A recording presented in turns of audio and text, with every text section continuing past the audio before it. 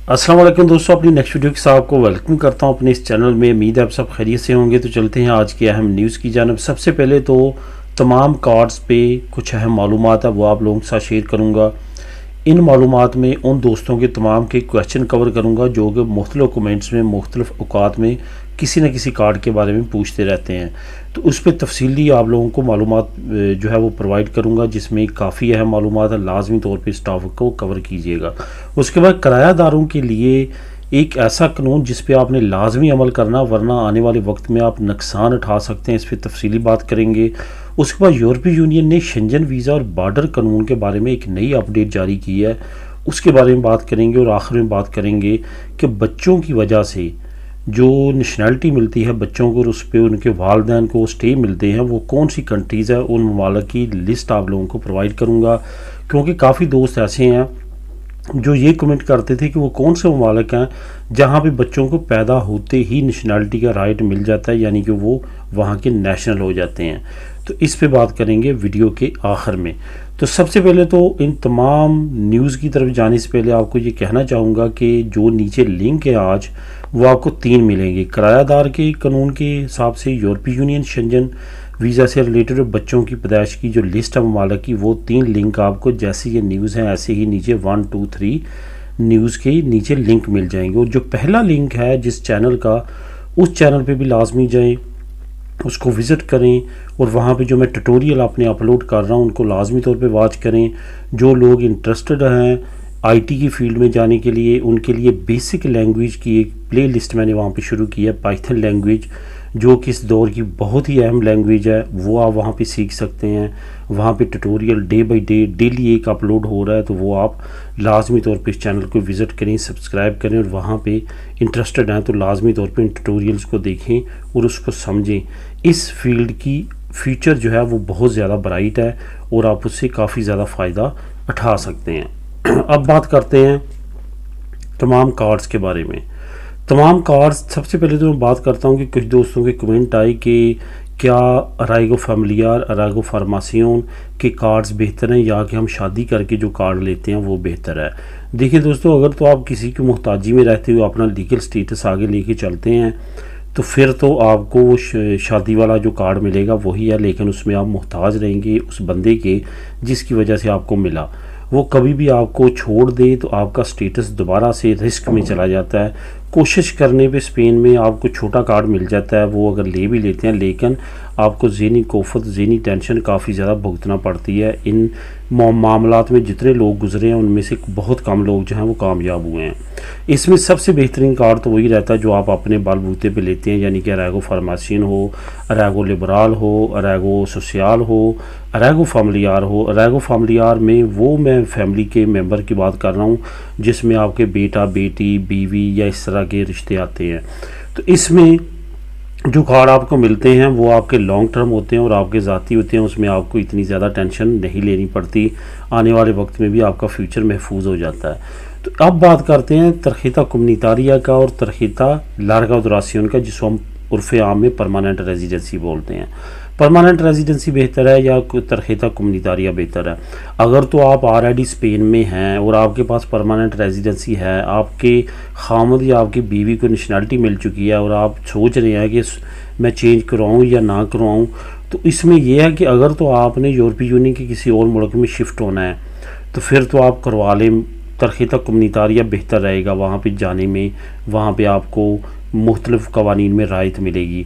लेकिन अगर आप का यहीं पे रहने का प्रोग्राम है और आपका प्रोग्राम है कि आने वाले वक्त में जो है वो लैंग्वेज कोर्सेज किए जाए, नेशनलिटी खुद भी ली जाए, तो फिर आपके लिए बराबर है कि आप तरखीता कम्युनितारिया लें या तरखीता परमानेंट रेजिडेंसी अपने पास रखें, क्योंकि आपका मकसद जो है वो जो यहाँ पे रहने का है जिस कार्ड पे, वो उससे भी पूरा हो जाएगा और उससे भी पूरा हो जाएगा।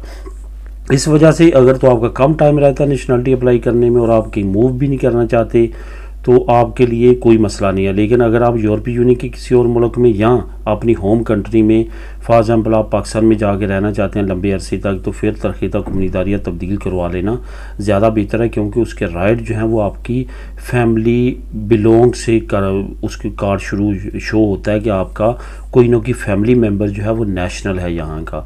इस वजह से आपको फिर रायत मिलती है, और आपको रिनिवासियोन में ओवर स्टे होने में भी जो आपको मसले मसाइल होते हैं उसमें भी आपको रायत की नज़र से देखा जाता है। ये एक्सपीरियंस रहा है। तो इस वजह से ये बातों पे अगर आप अमल करेंगे तो आप मेरी तमाम बात को समझ जाएंगे और आप फ़ायदे में रहेंगे कि अगर आप मुल्क में जाना चाहते हैं, अपनी होम कंट्री में ज़्यादा अरसे के लिए जाना चाहते हैं, तो लाजमी तौर पे तरक़ीता कम्युनिदारियाँ करवाएं। अगर यहीं पे रहना चाहते हैं और आपके लिए ऑलरेडी परमानेंट रेजिडेंसी पहली रिन्यूवेशन हो चुकी है या दूसरी हो चुकी है, तो फिर आपके लिए बराबर है कि वो रखें या ये रखें, क्योंकि आपका मेन मकसद तो आगे कुछ और है। तो इस तरह से आप इनको डील कर सकते हैं। उम्मीद है आपके क्वेश्चन कवर हो चुके होंगे। इससे रिलेटेड अगर और भी आपके जहन में कमेंट हो, क्वेश्चन हो, तो आप कमेंट कर सकते हैं। किरायादारों के लिए एक कानून जो है उस पर आपने लाजमी तौर पे अमल करना है। होता क्या है कि जो आपके मालकान होते हैं, जो प्रोपिटारी होते हैं आपके मकान के, वो किसी एजेंसी के ज़रिए आपको घर लेके देते हैं और आपको कहते हैं हर महीने आपने ना एजेंसी में जाना है, वहाँ पे कैश जमा करवाना, वो आपको एक रसीद दे देंगे। वो रसीद जो है वो आपने किराया जमा करवाया इसका प्रूफ होता है जी, लेकिन वो रसीद डिजिटल नहीं होती। वो कल को आप अगर कोई ना कोई मसला बनता है तो आप उसको जो है वो साबित नहीं कर सकते जिस तरह से आप बैंक की ट्रांसफ़र को कर सकते हैं।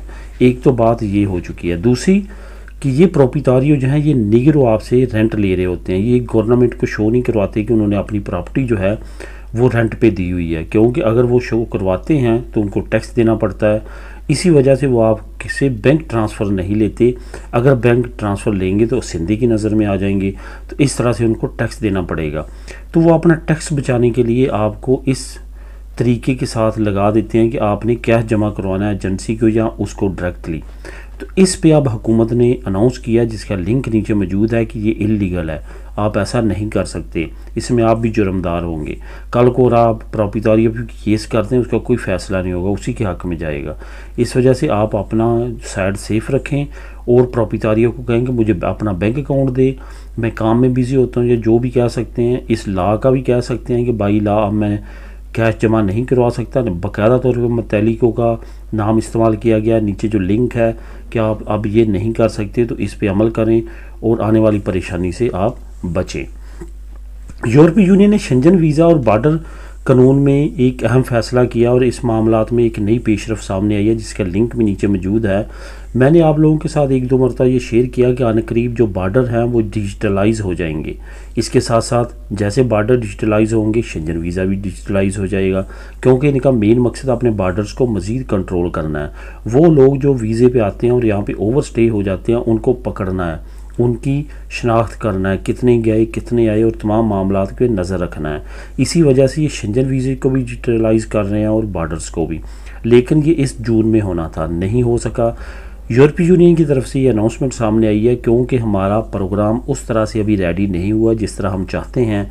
इस वजह से अभी ये पोस्टपोन किया जा रहा है डिजिटलाइज, जिसको ई पासपोर्ट सिस्टम कहा जाता है। यानी कि आप बॉर्डर पे जाएंगे तो आपको किसी स्टैंप की ज़रूरत नहीं होगी पासपोर्ट पे, आपने सिर्फ अपना पासपोर्ट स्कैन करना है और आपकी मशीन के ज़रिए एंट्री हो जाएगी। अगर अभी भी आप किसी जर्मनी में, उधर स्कैंडिनेवियंस में, बेल्जियम में, इन ममालिक में जाएंगे तो आपकी वहाँ पे पासपोर्ट पे स्टैंप नहीं लगती, वो आपका रीडेबल कर देते हैं। लेकिन ये अभी तक कंट्रीज़ पे है, लेकिन ये यूरोपीय यूनियन के तमाम ममालिक पे करने की कोशिश की जा रही है और प्रोग्राम अभी रेडी नहीं हुआ, पोस्टपोन कर दिया गया नेक्स्ट ईयर तक। तो 2024 की जून जुलाई में ये कानून नाफज हो जाएगा। बच्चों की पैदाइश पे नेशनलिटी कौन से ममालिक देते हैं, काफ़ी अहम टॉपिक है, काफ़ी बार पूछा गया है। इस पे मैं एक लिस्ट लेके आया हूँ उन ममालिक की जो आपके बच्चे की पैदाइश पे ही उसको राइट दे देते हैं कि वो हमारे मुल्क का नेशनल है। यहाँ पे एक और इंटरेस्टिंग बात आपको बताता चलूँ कि इन लिस्ट में अगर आप तमाम ममालिक को देखेंगे, वहाँ पे सिर्फ़ और सिर्फ एक ही मुसलमान मुल्क है, उसमें कोई भी और मुस्लिम कंट्री नहीं है। और वो मुस्लिम कंट्री जो है वो सिर्फ़ और सिर्फ पाकिस्तान है। यानी कि पाकिस्तान में भी अगर बच्चा पैदा ही होता है तो वो बाई बर्थ नेशनल हो जाता है, ख्वाह वो अफ़गानी हो, ईरानी हो, कोई भी कंट्री का हो, वो जब पाकिस्तान में उसका बच्चा पैदा होता है तो उस बच्चे को राइट मिल जाते हैं कि वो पाकिस्तानी नेशनलिटी ले सकता है।